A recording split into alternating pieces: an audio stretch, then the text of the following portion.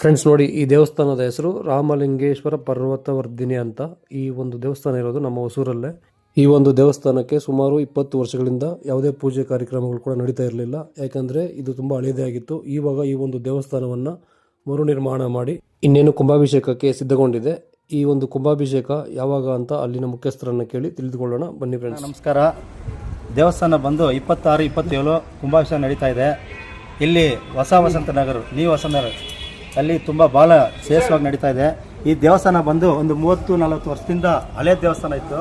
ಈ ದೇವಸ್ಥಾನ ಕಟ್ಟುವಾಗ ಸ್ವಲ್ಪ ಎಡವಟ್ಟಾಯಿತು, ಸೆಂಟ್ರಲ್ಲಿ ಬ್ರೇಕ್ ಆಗೋಯಿತು. ಆಮೇಲೆ ಇರೋ ಜನ ಭಕ್ತಾದರು ಬಂದು ಈ ದೇವಸ್ಥಾನ ನೀವು ಸ್ವಲ್ಪ ಉದ್ಘಾಟನೆ ಮಾಡಿ ಹೊಸದಾಗಿ ಕಟ್ಟಿ ನಾವೆಲ್ಲ ಸಹಕಾರ ಮಾಡ್ತೀನಿ ಅಂತ ಹೇಳಿದ್ರು.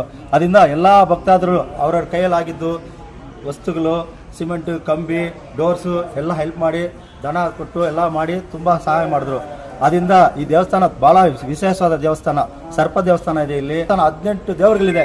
ಶಿವನ್ ಟೆಂಪಲ್ ಇಲ್ಲಿ ಏನೇ ಇದೆಯೋ ಎಲ್ಲ ವಿಗ್ರಹಗಳು ಇಲ್ಲಿದೆ, ಸ್ಥಾಪನೆ ಮಾಡ್ತಾ ಇದ್ದೀರಿ. ದಯವಿಟ್ಟು ಭಕ್ತಾದಿ ಜನಗಳು 26, 27 ಬಂದು ಈ ದೇವಸ್ಥಾನದಲ್ಲಿ ನೀವೆಲ್ಲ ಬಂದು ಆಸೆ ಪೆಟ್ರಿ ದೇವಸ್ಥಾನ ಕುಂಭಾಭಿಷೇಕದಲ್ಲಿ ಬರಬೇಕಂತ ಕೇಳ್ಕೊಳ್ತಾ ಇದ್ದೀರಿ. ತುಂಬ ನಮಸ್ಕಾರ. ಓಂ ನಮಃ ಶಿವಾಯ. ಓಂ ನಮಃ ಶಿವಾಯ.